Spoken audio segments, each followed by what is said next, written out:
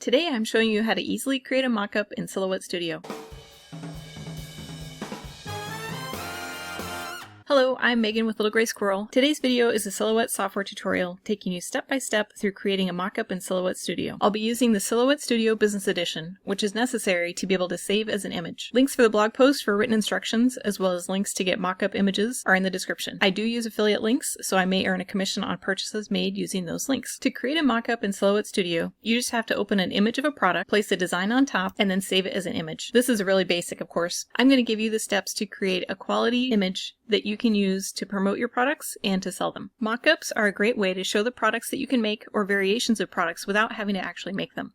Creating mockups in Silhouette Studio is my preferred method because I am already in Silhouette Studio when I'm creating my products or graphics for my listings, and I'm most comfortable using it. So I'll go into further detail for each step because I don't want anyone to get lost who might need extra help. Use the timestamps in the description to skip ahead if you'd like. Mockups can be used in many ways. Anytime you want to show how something will look without actually creating it, you can create a mockup of it.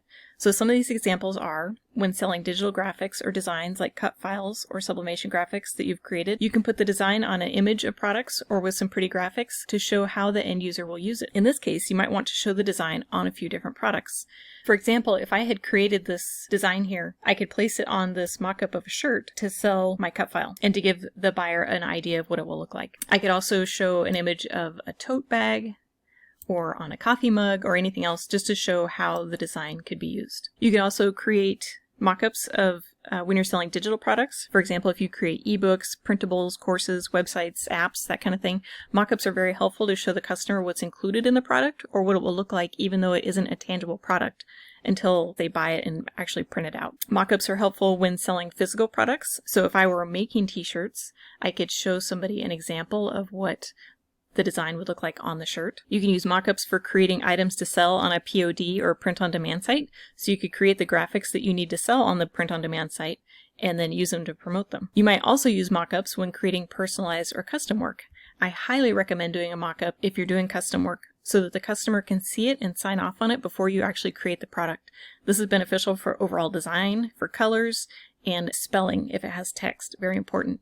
Here's an example of a design process I went through where I used just a photo of a wine glass, and then I added text and graphics to get my final result. And then you can actually see this is the finished glass once I was done with it. So this was an etched wine glass. So it really helps for placement and for sizing the design. And then you can also use mockups to make the design the right proportion for the product. So I'll often open an image of what I was doing, like with the wine glass, or in this case, I just drew a circle of the size of the sign that I had, and then I can create the design and make sure it's proportional so that when I actually cut it out, it's not too small or too large. And then also, if I were selling this file, it allows me to add color and to give the customer a better idea of what it might look like if it were made versus just a black picture. It is very important that the product you're mocking up is a viable product before trying to sell it using mockups.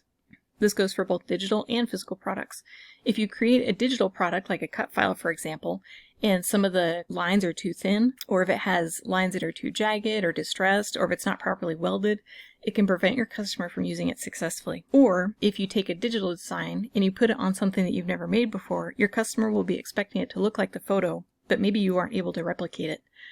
You should practice the techniques of creating the product before trying to sell it with a mockup. For example, putting heat transfer vinyl on a t-shirt could be different than putting it on a sweatshirt or a tote bag, or putting vinyl on a wine glass, which probably has a curved surface, is different than putting it on a straight-sided coffee mug. Time to gather our files. As I mentioned, you'll need an image of the product that you're putting your design on and your design. So here's some places where you can get images for mockups. You can take photos of products yourself, like I did for the wine glass.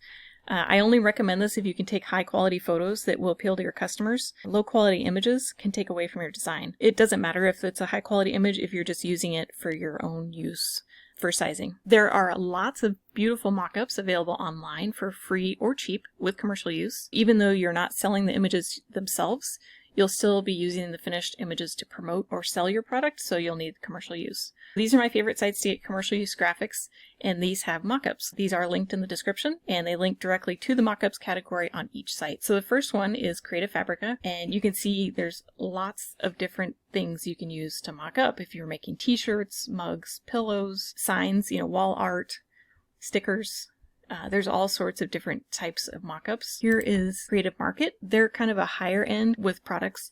So they'll also have screens if you want to do like web design and app mockups, business cards, stationery, but we're just going to stick to using a t-shirt mockup today. This is Design Bundles. Also have lots of mockup options. They even have earrings, keychains, cups, just a car. I actually took a photo of a car and used it in one of my previous videos as a mockup because I created a magnet, the Hungry JPEG. Lots of options on here. And then on Creative Fabrica, you can see all these ones with a green check mark. Well, they all have a green check mark. I have a subscription, an all access subscription. So for my 1 monthly fee, I can download anything and use it from Creative Fabrica. There's also some really good mockups available on Etsy. If you were going to do a Google search for terms that you could use to find mockups, you could just try searching for mockup. You can search for flat lay, product photo, styled, and then blank. You get so styled mug, styled tote, styled sweatshirt, etc.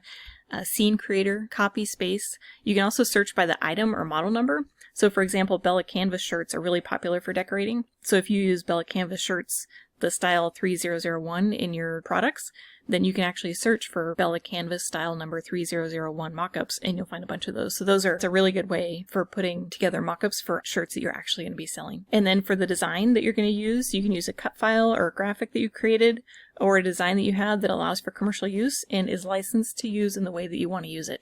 So I'm going to be using a design from Creative Fabrica. All right, let's create our mockup. So I'll go more into detail in my written instructions about page size and DPI, or dots per inch, and pixels, and how to choose the best size for the project.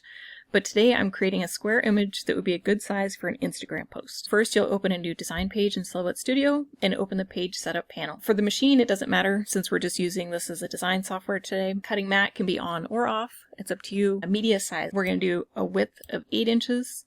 A height of 8 inches, and transparency, I'm just going to leave this at 0. I prefer to work on a white background, that way I know how big the design page is. And then orientation, this isn't a selection I can make right now because it's a square, but if you had, like a 4x6, you'd want to make sure that you're working in portrait. Now we're going to open the image that we want to use for the mockup. So I have these already saved here to a file, so I'm just going to drag this into the design page here. So this is the image that I chose to use, and then we can open up any other images that we want to use to put this mockup together. So here's the folder of the design that I chose. With your design, if it comes in a zipped file, you won't be able to see them, but if you unzip the file, you can see what the JPEGs and the PNGs look like. So I'm going to be using the SVG. You could use a transparent PNG, but it would be more difficult to change the color. When the SVG is opened, sometimes they're not grouped together, so you'll want to make sure that you select it all and group it together. Just going to make this a little smaller because I don't need it that large. And then I also am going to be adding a watermark of my logo. So I have that over here on this page. If you want to use your logo, make sure it's on a transparent background, unless it will be on a white space so that you don't end up with a white square around it. So I have this one here. I'll just copy, paste it over to my screen here that I'm using. These are the design assets that I'm going to be using for this mockup. First, we're going to make this image the way that we want it. So this is 8 by 10 and our design page is 8 by 8. So we'll need to adjust this. We can't really make it smaller because if we do, there'll be some white space above and below. So what I do is I'm going to draw a box that's the same size as my page. So I'll just draw a square. And then I can select that and center it to page. And now I can see where the edge of my page is on my image. So I'm going to zoom in a little bit here, select the image, and do center to page. So I can see if I just centered this right here, it would cut off this part of the bag and this part of the thing. And then this is centered. So that actually looks pretty good. So now I'll just select the image and the box, go up to Object, Modify, and Crop. Now my image is exactly the size of my design page. Next, let's just do the watermark. So this is my logo. I'm going to go to the fill panel and increase the transparency. I don't want it to be really bold. Oh, I need to bring it to the front.